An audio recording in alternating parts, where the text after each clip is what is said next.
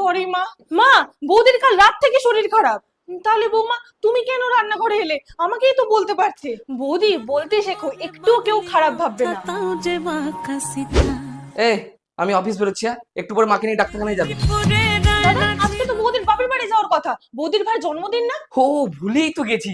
চলো তোমাকে আমি ছেড়ে দিই। আরিসা তুই মাকে নিয়ে চলে যাস। বৌদি কবে শিখবে বলা? ঈশা, এই দেখো তোমার দাদা কিছু কিছু টাকা দিত, সেগুলো জমি আছে, এতগুলো টাকা হয়েছে। আমার একটা শখ পূরণ করব, কানের দুল নেব। ওমা, কিছু টাকা হবে, মাসি লাগবে। না না মা, বৌদি অনেক কষ্টে টাকাটা জমিয়েছে একটা শখ পূরণ করবে বলে, তুমি দাদা থেকে নিয়ে নেবে। হ্যাঁ ঠিক আছে ঠিক আছে।